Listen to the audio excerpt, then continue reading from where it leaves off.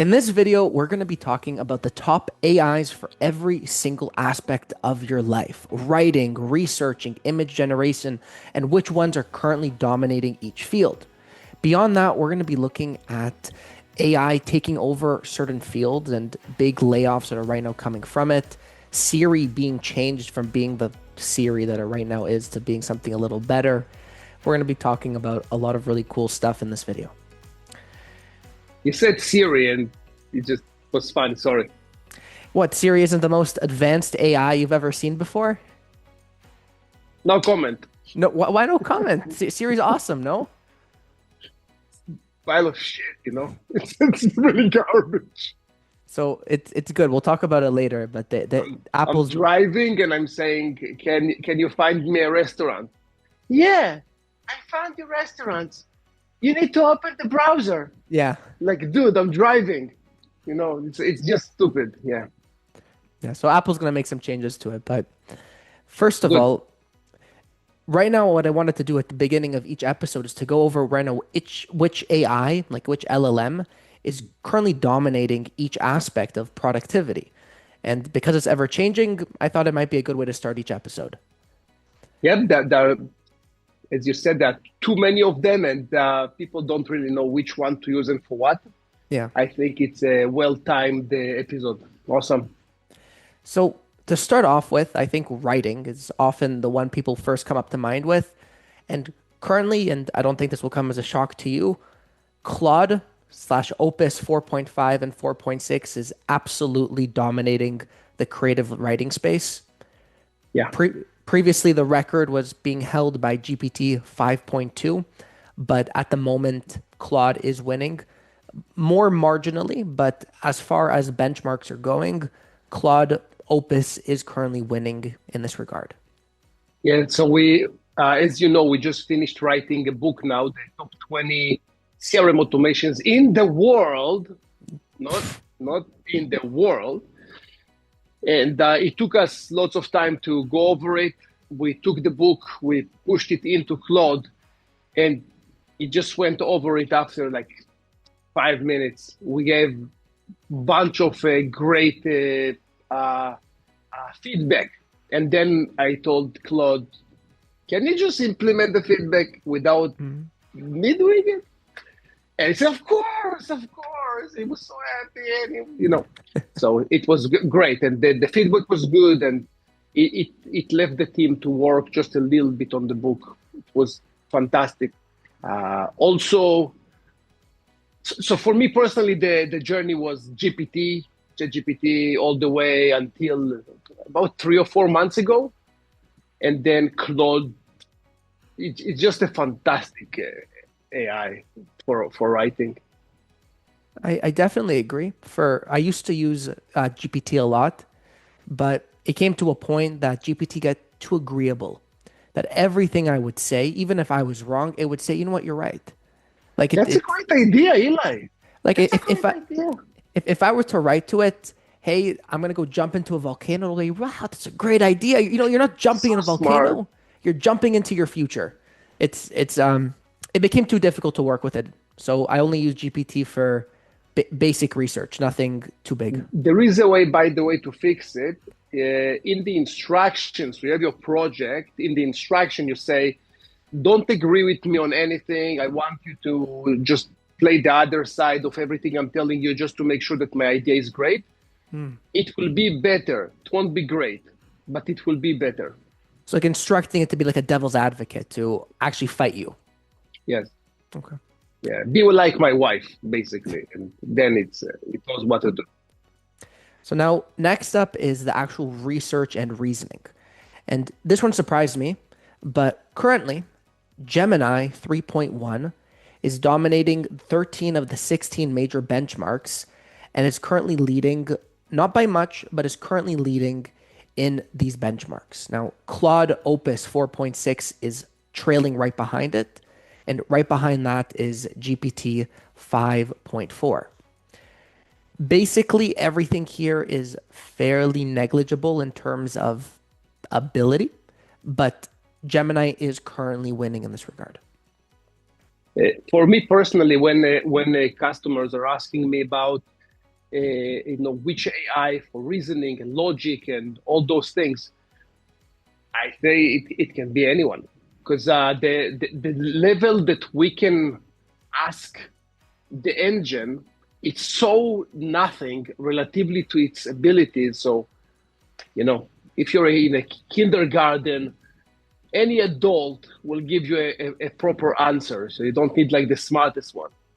I think there is one thing that I almost disagree with the current research, and the reason I like Claude, and it almost sounds like a Claude ad, but is Claude makes it more comfortable. So with GPT, at least, when you used to do research, it would just throw a bunch of questions at you to confirm the research. But Right. Claude, it gives you the questions, but it allows you to basically gives you suggested answers. Like a tick list. Yeah, yeah, yeah. So for Awesome. me, so for me, as someone who wants to be efficient and not need to type as much, and it's obviously I'm lazy, right? So I want to just click, click, click. So in that case, I would agree that Claude is great, but I haven't tried Gemini for research, so I'm going to give that a shot. I find the Gemini for research, it's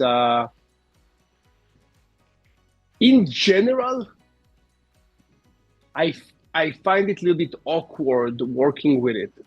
So when people are trying to work with Gemini and they didn't work with ChatGPT or Claude, so people coming from the Google workplace infrastructure, they will say that Gemini is the best.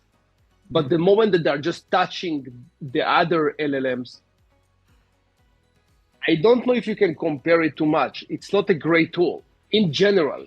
Me personally, except the image generation and the video generation that are pretty cool.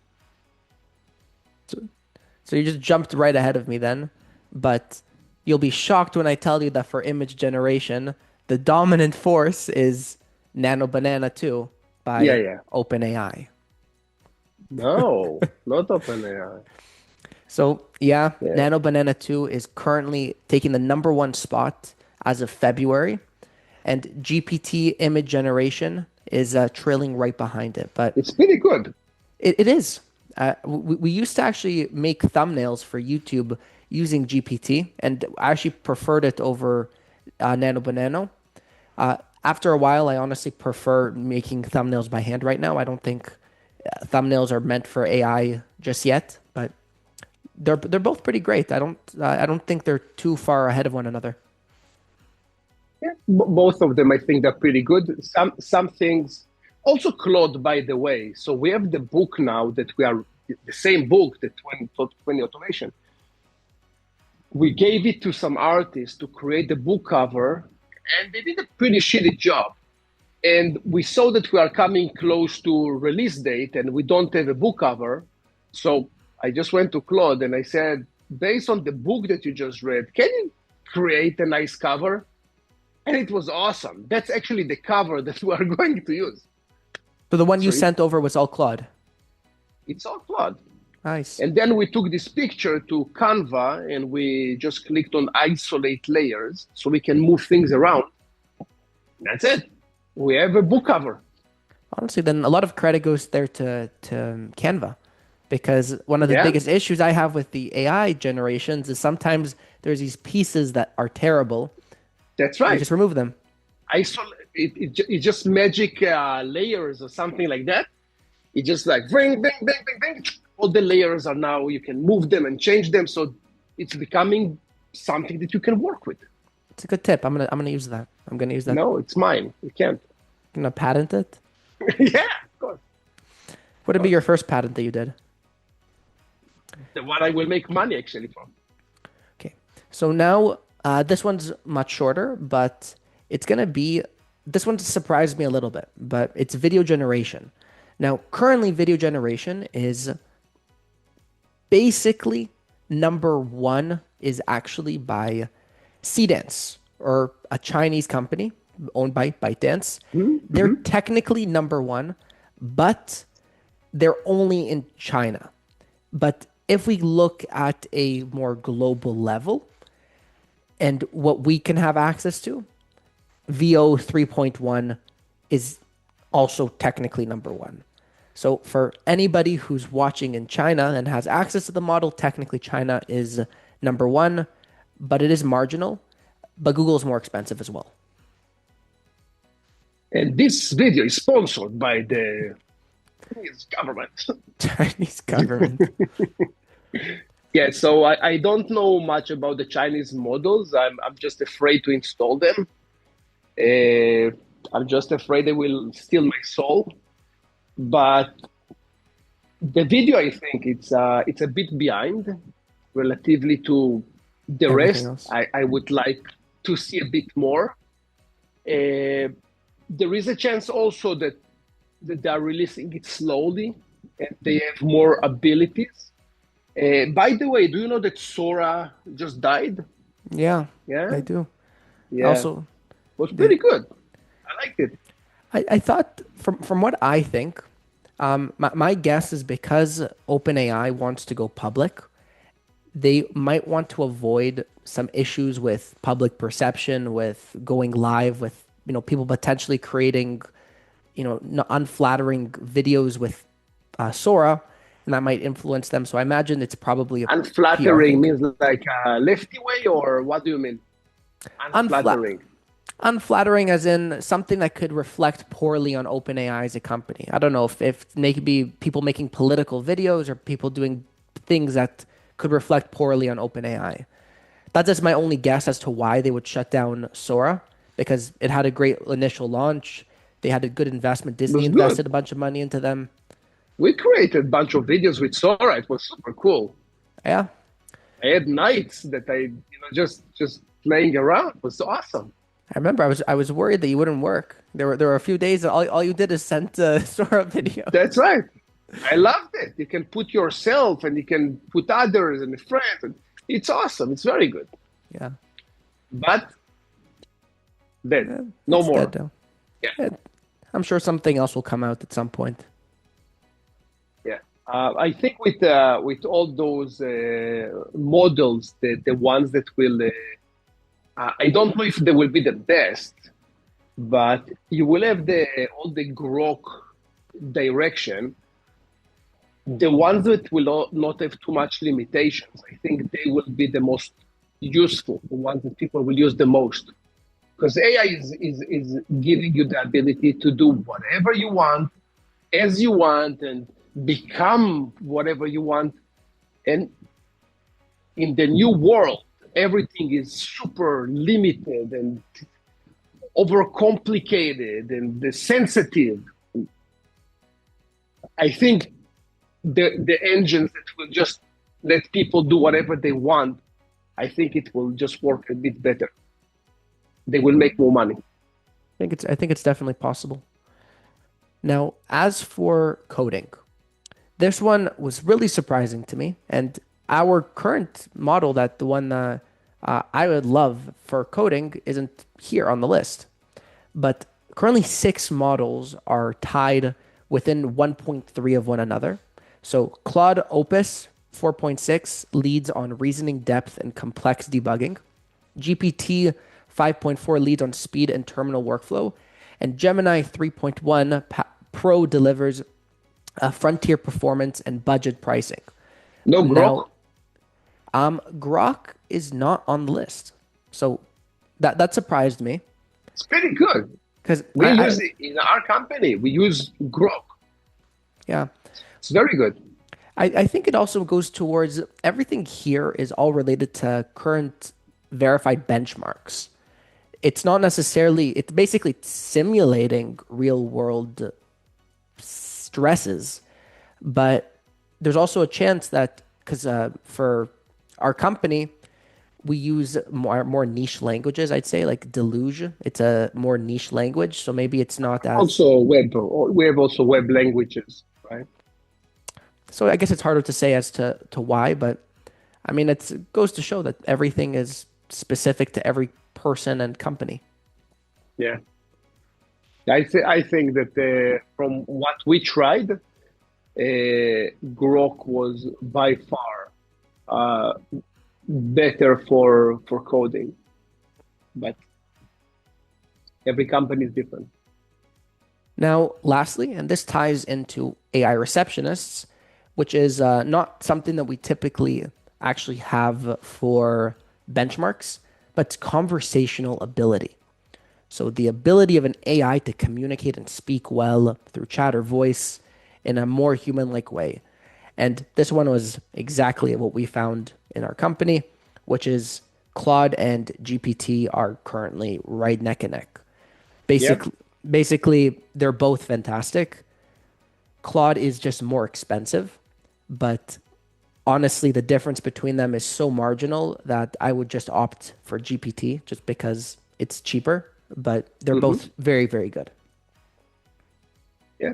I feel the same. Both of them for. I will just stop you 1 second. So if you're just using ChatGPT, Claude, and so on out of the box, I think that crap. I don't think it's worth much. But when we put our own business layer and everything that we know about business and how to convert leads and how to convert deals and how to qualify people, and we put that on top of the model, then it's beautiful. And then ChatGPT and Claude are working very, very good. Mhm. But without the business layer, it's garbage. That's true. Because Stupid. when you don't have the business layer, it becomes super generic. It's like you're talking to it's like you're talking to Google almost. It just gives you an answer that encapsulates everything without focusing it towards what you actually need for that conversation. Yeah. Yeah. I need to have uh, like we can't say the name, but the wealth manager that we started working with. So we have call coming in. The AI will say, "Hey, can I? Do you need help with your retirement plans?" And the person would say no. So instead of saying thank you, it will say, "Are you currently utilizing anything else? This is why you don't want it." And it will start a communication about the negatives and eventually will lead to the positive and book an appointment. Hmm. So it really knows, how to take a no into a deal, which most humans will fail. And obviously, also basic AI will not be able to do that. It's definitely much better in that regard. I very much agree. Now, to get into our top stories, we're starting off with a really, really interesting one.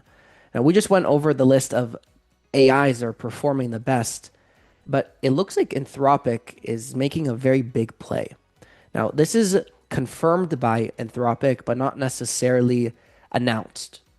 But there was a leak of an Anthropic new model called Claude Mythos, where this model was leaked by basically going through thousands of unpublished assets of Anthropic, where they found this new model called Claude Mythos.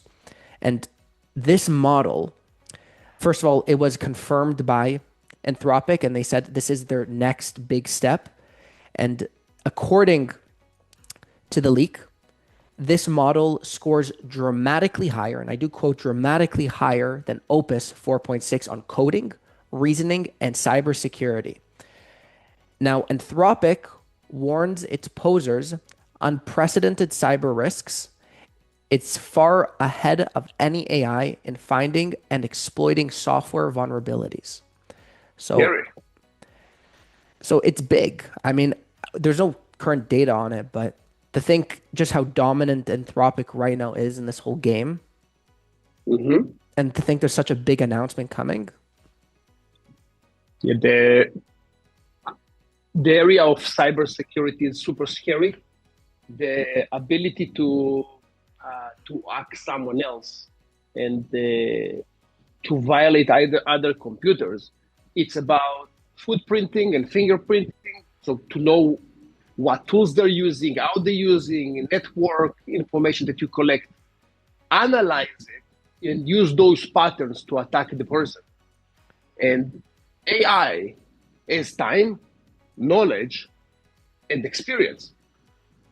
So AI can become the worst hacker in the world. Like positive hacker, but worse for us as humans, right? Well, Scary. you have a background in ethical hacking, correct? Yes. Some people say not ethical, but sure.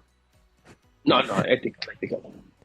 What did you actually do as part of it? Because I think that might goes to show what you can even think about this specific field.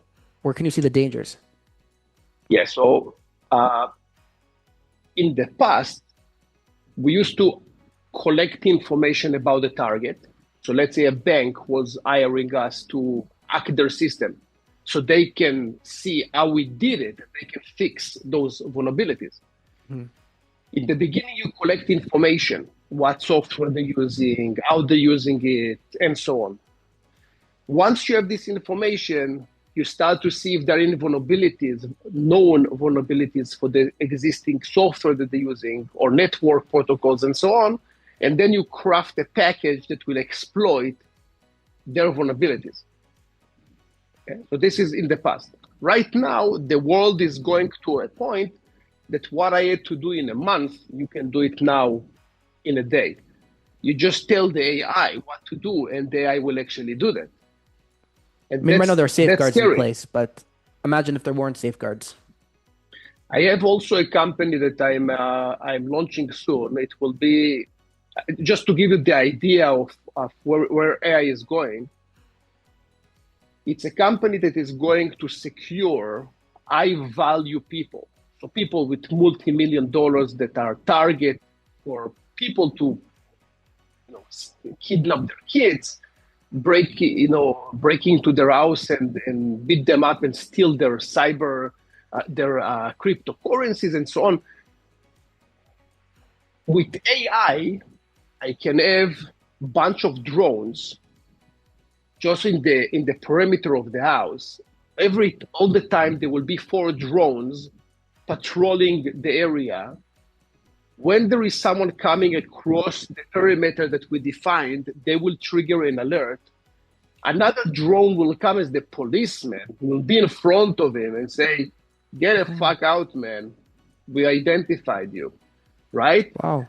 We can have, if the kid, for example, of this high value, the kid is going to school, I know his route, and AI will monitor that this kid is not going out of track.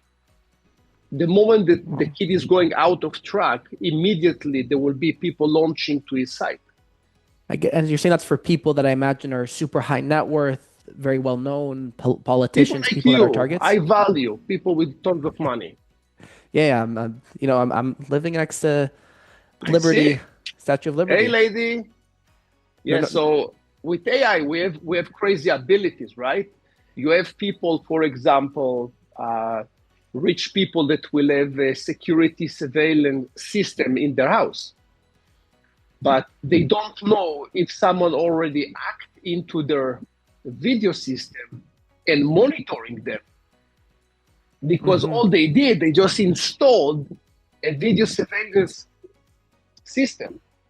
But there is no another, the next component, which is someone living in my system right now? Someone The AI can check. monitoring? Yeah, so we have a bunch of solutions that are for rich people, but it's all AI, automations, all the stuff that we do for billionaires. Very interesting. Now that kind of connects to our next story, which is about security, and that actually goes towards something we talked about in our last video together, which was AI in the military. Now, previously, as you mentioned, and this was a little bit before, Claude was offered by the US government a deal to be part of the military and be used for surveillance and other things. Hibernate. But Claude slash Anthropic, they denied the deal. They actually denied doing it, and OpenAI came in saying, hey, we have no problem doing it. Where money's? Now, here's the thing. So Anthropic drew the line and publicly stated that they will not do anything related to mass surveillance and no autonomous weapons. But then OpenAI says we have no problem Yeah, doing okay, that. no problem. Yeah. But in terms of backlash, ChatGPT uninstalled surged by over 295% overnight, and Claude hit number one on the App Store. So Mm-hmm. it kind of goes to show, and I think, Because it's news. That's why. It's not because of the decision. but I Look, think I think it's stupid. Not Claude, obviously. Claude have their own reasoning and why they said it, and there is probably a very good business case behind it. AI is being used in the military many, many years before we even knew about AI. If you look, for example, at Israel, they have a tank that is going, and there is anti-tank missile going to the tank. That's about a second from the moment they launch the missile against the tank until it hits the tank. Right. There is no human waiting on the button. Hey, there is a missile, and they click on something, and the missile explodes. So it's called, I think in English, it will be wind jacket, something like that. It's a system, sits on the tank. When it identifies the missile being shot at the tank, it's launching an anti-missile against it. So it's a microsecond kind of a response time, AI. And this system is probably 10 years old. Mm-hmm. AI is being used in the military for a long time. There are systems, there are small robots that I won't say, but anyway, you have lots of weapons that are being utilized with AI. No human is connected to them. They're just launching it into a mission, and it's doing its magic. Though I think it is telling in a certain regard about public perception, because even though it can be being used in the background, just like, if we look at the history of all the militaries in the world, what they say they do publicly and what they actually do privately would probably make the public very upset, right? So Why? no, I'm talking about things like, let's take something like the Vietnam War. What was Mm-hmm. stated publicly, and you have many Vietnam veterans that attested to it, that what was stated publicly, the kill counts and civilians getting killed, things like that, weren't necessarily accurate. And if the public did know about it, the outrage would be even more than what it already was. So I think with AI, and people are so scared of it because of potential job implications, cybernet, all that kind of stuff.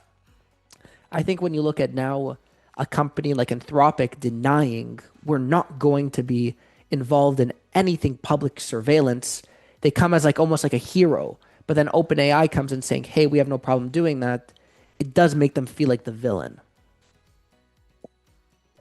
I don't know. I see that if there is a way to protect soldiers, me personally, again, everybody is different. If there is a way to protect soldiers and protect civilians, so you have, systems that will protect, let's say, in the war in Ukraine, you have insane amount of drones coming from Russia to Ukraine. There are systems that Ukraine created that will combat those drones. Without technology, you wouldn't have it, and you will have thousands of people, more than what there is now, dead every month. I'm all for it. If technology can save lives, absolutely. I think if it is used like that, then I'm a big proponent. Yeah, obviously, like anything else, you take, I don't know, you take this knife, for example. Okay, Oh, I took that one this out quick. knife this knife can be used for just uh, cutting an apple and having cool things with it, and God forbid it can also use to kill people, which obviously we don't want. Every technology and everything in the world can be used for bad things, but obviously it's not the purpose. The purpose is to do good, right?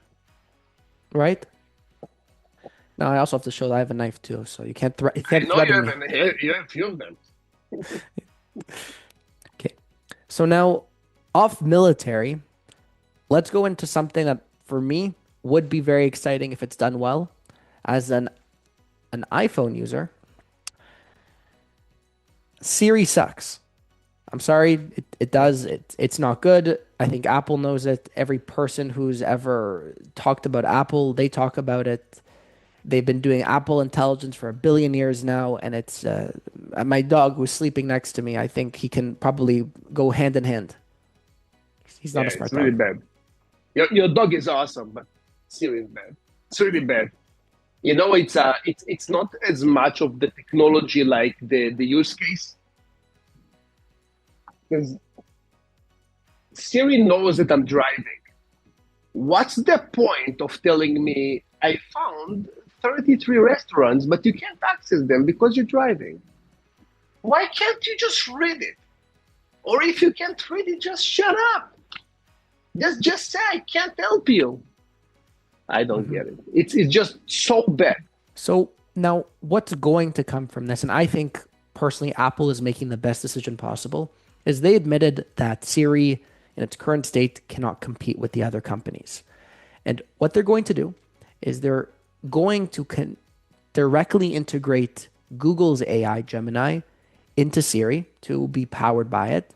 But in addition, and I think this is the best idea possible, but also give it the power to integrate with other chatbots like Claude.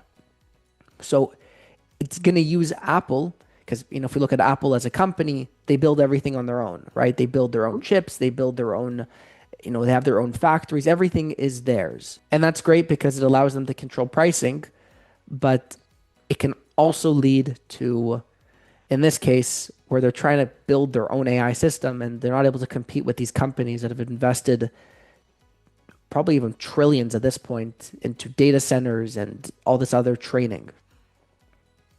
It's what we talked many times. There will be eventually consolidation of few big LLMs that will control the market, and many other software solutions will just integrate with them.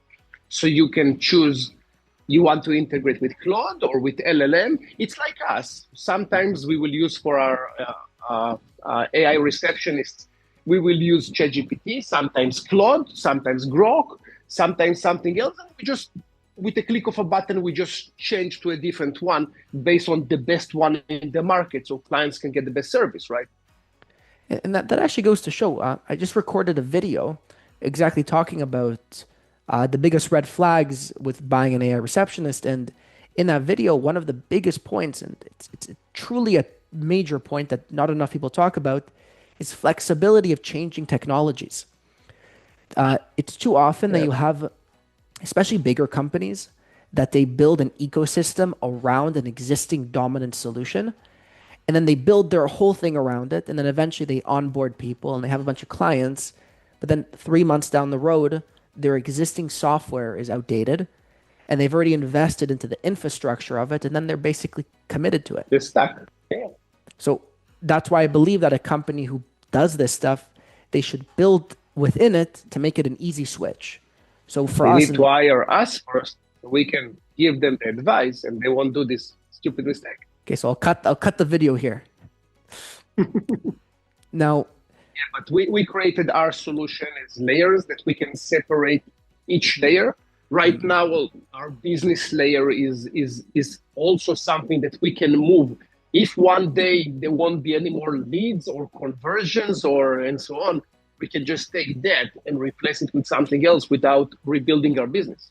right, because the existing logic is based off how business is currently conducted. It's not based off of how business will be conducted in the future. And And if it it took us wasn't only a year and a half to build it. Not only much. and Only and very and oh, very easy overnight. overnight, don't even joke, please.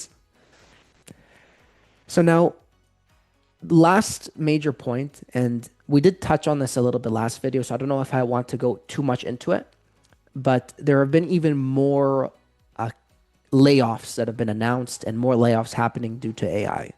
Now, Meta is announced more, and they're deciding to come more. Oracle made large cuts. Really, as you just go down the board of these big technology companies, you have these major cuts. Now, Yep. now to me, I think it's honestly indicative of something a little different, which some people look at it as AI is super duper, it's causing these mass layoffs. But I also see something else, which is in these big technology companies, I think a lot of these roles, nothing against these people, by the way, but these companies that they have tens of thousands or even, 100,000 employees, many of the people in those roles are not essential roles. And I think AI has just shined a spotlight on what roles didn't even need to exist in the first place. It's like with Twitter when Elon Musk took it over. He fired almost, how many people did he fire? Most, And the a company lot. still ran. Yeah. Yeah. So In, in business in general, you will have, uh, I'm just talking about AI. You will have businesses that will come to us, as you know, and they will just say, okay, I want to trim half of my company. Help me. mhm, And I'm not there to tell people don't do it, right? I'm a service provider. I will help you utilize the system. There will be some businesses like me. Since 2024, I told my employees in all the businesses I own, AI is coming. No one here will lose his job because of AI. I will protect your job, and if we need all of us to go home, we'll go. But no one will lose his job because of AI. I'm not saying I'm right and they are wrong. I'm just saying there are different flavors of business owners. mhm, The bottom line is if people will not get aligned with AI and they will not know how to use it properly, they won't have a job. There is just nothing anyone can do. Also in my company, we're investing insane amount of time into people to learn how to use AI. It doesn't make sense that you will run code that will take you 8 hours and I'm doing it in 15 minutes. mhm. It just doesn't make any sense, not for you and not to me. And eventually, as you know, it took years until now it's 2026. Only now everybody's using AI. It took us since 2024. That's true. People And I slow think, to adapt. and it's even more if you think about it. I remember when we first started, there were a very large group. It was a big push to say, "Hey guys, don't write emails by hand. Write it with whatever it was at the time." We jumped between Gemini, Grok, Google. We used all of them, so I don't even know which one at the time. Right. But now everybody uses it. But I think there's also a part of it that almost we've become lazy when it comes to AI. Like I'll give you an example. The other day, I was actually writing an email, and I think, I always type just what I need it to look like, just the overall idea, wow, because I can't. I need to express what I'm you're not thinking. talking to it. You're actually typing. Depends. Sometimes I type. If I don't do it, I'm gonna forget how to Premium. type. Was it a Um, divorce letter, like something like strong? no, it was it was actually no, it was to a client, so I had to make sure it was professional. Unfortunately, Okay. Okay. but in it, I remember for some reason the AI, the output was just way off what I was looking for. I was using Google actually, and the emotional tone of it was not there. It was too cold, and that wasn't my intention. And eventually, I just spent almost 10, 15 minutes on this email, and I thought to myself, it's like, Just write it down. yeah, it's like 3 lines. I could just type it out normally, and then I just told AI, don't change my wording, just fix the grammar, and then it just added a few punctuation points, and that's it. That's it. So I think that's something that we're getting a little, some people, maybe just me, but I think it's an overall idea that people are becoming like brain mushy. I don't know how else to put it. We're not thinking as much and we're getting too reliant on it. Do everything with AI. But I talk to it. I not sure when was the last time I typed anything.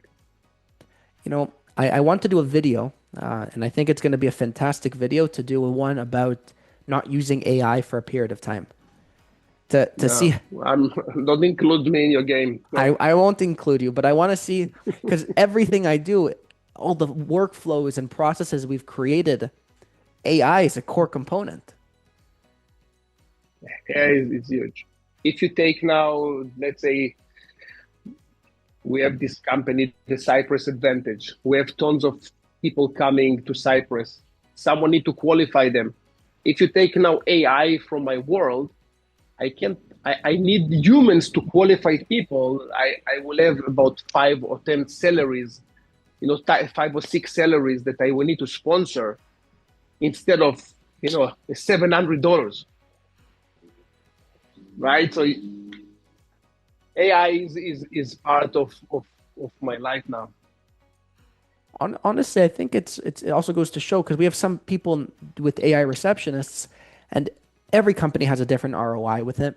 That's the truth. Some companies, Yeah, the ROI is 7, 8, 10x, and for some it's 1.1. For some yeah. it's breaking even, and for some Some is people, just convenience. yeah. Yeah, Look, we have a client that all he does is he has it just literally on his personal phone because he gets literally dozens of calls every single day that for yeah. him, just having someone not pick up, not him on the phone, for him, it's worth it. It doesn't save But him any just money. just to be fair with him, he used to pay 2,200 a month to a call center service, and now he's paying 700. So That's true. That's true. If you just look at it in that just to math. be fair, yeah. But we have some other clients that are more about convenience. So it is convenient. You have 24/7 receptionist that it's always doing what you want it to do. Every call is recorded, goes to the CRM, to the record of the person. Not that bad. And I think to add to it, the thing that can add to convenience, because I'm not the type of person to say AI is perfect. I know you're not either. And Yeah. too many people in the field believe it is or talk about it as it is. And I don't think that's the message that should be sent.